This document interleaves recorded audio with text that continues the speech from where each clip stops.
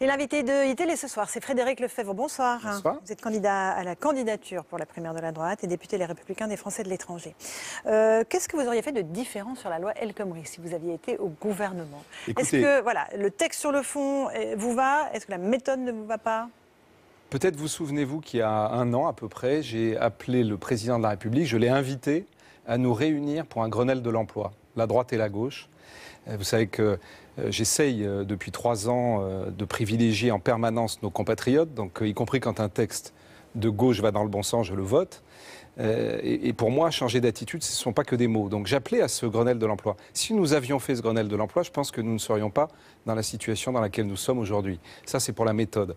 Après, sur la question du fond. Mais le problème, ce n'est pas les députés de l'opposition, là, c'est plutôt la majorité non, mais socialiste. un Grenelle, ce sont les parlementaires, de droite comme de gauche, ce sont les syndicats, ce sont les associations. Vous voyez, c'est ce grand travail que nous aurions dû faire sur une question qui est la question essentielle des Français, qui est l'emploi, qui malheureusement n'a pas été fait. Et je pense qu'on en récolte un certain nombre de fruits.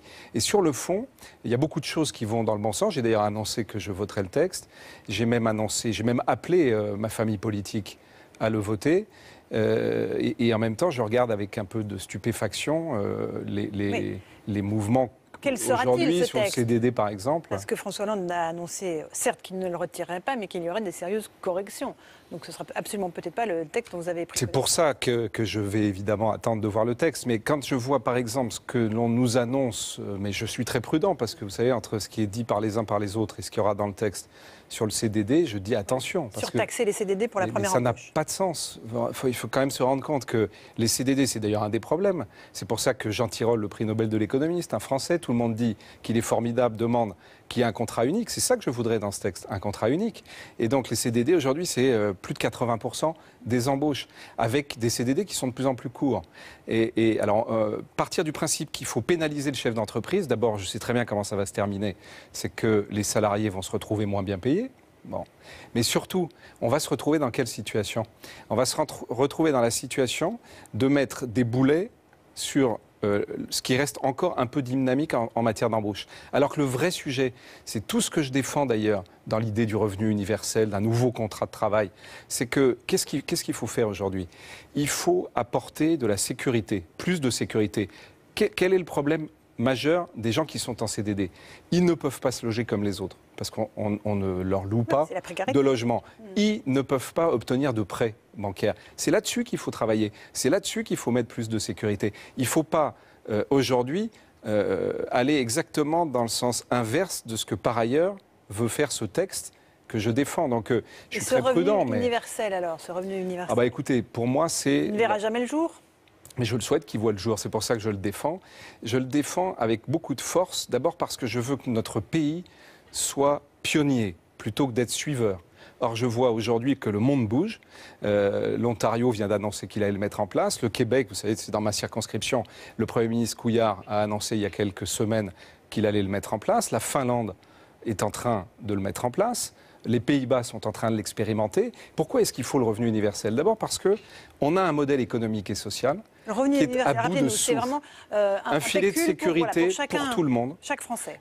On donne un revenu sans condition à tout le monde. Et à partir de ce revenu sans condition, qui donne une sécurité à tous, du coup, on rentre dans un système où on paie l'impôt tout de suite. Qu'est-ce qui est intéressant? C'est que d'abord, ça va permettre d'éradiquer la pauvreté. J'étais encore tout à l'heure sur une péniche qui accueille des sans-abri. En l'occurrence, qui a une caractéristique qui m'importe, c'est qu'elle accueille des sans-abri qui ont des animaux. Parce que vous savez, le système est très déshumanisé. On sépare les couples. Ça peut arriver à tout le monde de se retrouver dans la rue. Vous savez, les gens dévissent en quelques mois. On sépare les parents des enfants. Et ces gens-là, vous pensez que, par exemple, alors qu'on a créé le RSA en partie pour eux, vous pensez qu'ils le touchent? Aujourd'hui, ces gens qui sont dans la rue, c'est presque un travail, la bureaucratie qu'on leur demande, de remplir des tas de documents pour pouvoir manger, pour pouvoir se laver, pour pouvoir dormir, et avec des aberrations. Donc il faut sortir de ce système de bureaucratie. La gestion du système, la gestion pure, coûte près de 35 milliards d'euros. Je ne parle pas des 715 15 ou 20 milliards d'euros que sont les assurances et les dépenses sociales. Je parle du coût de gestion. Or, si vous mettez une allocation unique, un revenu unique, du coup, vous supprimez l'ensemble de ces administrations qui construisent des systèmes pour d'abord créer des conditions que vous devez remplir, contrôler la fraude. On passe en plus à côté de la cible. Regardez, on a 8,5 millions de pauvres, on a 6 millions de chômeurs, il y en avait 400 000 en 1974. Et on a aujourd'hui une dette qui pèse sur chaque Français, y compris les plus fragiles, de 32 000 euros. Parce que la dette, elle est passée en 40 ans de 20% de la richesse créée, du PIB, à 100%. Et dans le même temps... si la France est réformable. Oui, mais elle est réformable. Dans le même temps, on a, parce que c'est très important, un effet ciseau. Le MIT, dans ma circonscription, sort un rapport où il dit que 50% des emplois sont automatisables. Et on dit d'ailleurs qu'on va détruire 3 millions d'emplois en France. Comment on va faire? Alors moi, je suis persuadé que le pays veut se réformer. Et je vais vous dire, qu'est-ce qui bloque aujourd'hui? C'est pas les jeunes qui sont dans la rue. C'est les syndicats, les partis. Mais exactement, ce sont les partis et finalement, dans le prolongement des partis, les syndicats, c'est-à-dire la droite et la gauche qui bloquent. La droite veut toujours bloquer ce que fait la gauche veut toujours bloquer ce que fait la droite. Les syndicats font la même chose. Quand vous avez dans les entreprises, tout le monde le sait, des élections, qui peut être candidat pour être représentant syndical? Quelqu'un qui est déjà un syndicaliste. Et donc, du coup, le système est totalement bloqué. Il faut remettre de la démocratie directe. Il faut servir de la démocratie digitale. Il n'y a pas plus simple aujourd'hui d'utiliser la démocratie digitale pour consulter nos compatriotes sur cette loi, par exemple. Je l'avais demandé sur l'éducation. La pétition contre la loi sur le travail. Oui, mais la pétition, c'est autre chose. C'est une réaction d'un certain nombre de gens qui, parfois, d'ailleurs, réagissent sans savoir ce qu'il y a dans un texte. Moi, ce qui m'intéresse, c'est un peu le système à la Suisse, avec les votations, où on interroge les gens, on leur pose la question, on leur demande leur avis, on leur demande leurs idées. C'est ce que j'essaye de faire, moi, dans la campagne, pour construire un vrai projet de réforme, de changement profond de la France. Vous êtes nombreux dans la campagne de la primaire de la droite. Oui. A priori 9. Il y a une question de parrainage qui est incontournable. Est-ce que vous les avez réunis? Où est-ce que vous en êtes? Est-ce que vous avez bon espoir? Alors j'en profite, puisque vous m'en donnez l'occasion, pour appeler tous les Français qui soient engagés dans ma famille politique, qui soient dans l'opposition, qui soient dans la majorité, qui ne soient rattachés à aucun parti politique, pour leur dire que s'ils veulent ce changement d'attitude politique, c'est-à-dire ce que je dis moi et que je fais dans mes actes, c'est voter ce qui est bon pour le pays. Et en même temps, un projet qui nous permette de nous inscrire dans une vision mondiale, qu'ils me parrainent, qu'ils me soutiennent. Donc vous avez du mal. Ils peuvent le faire aujourd'hui. Mais vous savez, c'est un chemin, mais c'est intéressant aujourd'hui, je le vois tous les jours. Et des gens, y compris d'ailleurs, qui n'imaginaient même pas un jour prendre la carte de ma famille politique et qui la prennent simplement pour que je puisse être candidat.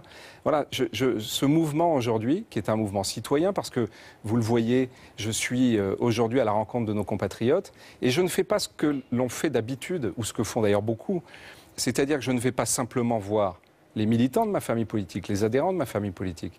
Je vais à la rencontre notamment de tous ces Français qui ne croient plus du tout à la politique. Vous savez, sur 45 millions d'électeurs, quand il y en a 33 qui votent plus ni pour la droite ni pour la gauche, parce qu'ils votent pour les extrêmes, ou qui ne votent pas, eh bien c'est ceux-là à qui je parle. Donc quand je vais au salon de l'agriculture et que l'organisation m'interdit d'y aller avant 8 h du matin, eh bien je rentre à 5 h du matin. Alors c'est vrai que j'avais du coup un bonnet sur la tête et que j'étais avec des éleveurs qui m'ont donné leur laissez-passer pour que je rentre. Mais moi j'étais avec les éleveurs, j'ai pu travailler avec eux. Ça tombe bien parce que j'étais en Bretagne avec eux la semaine d'avant.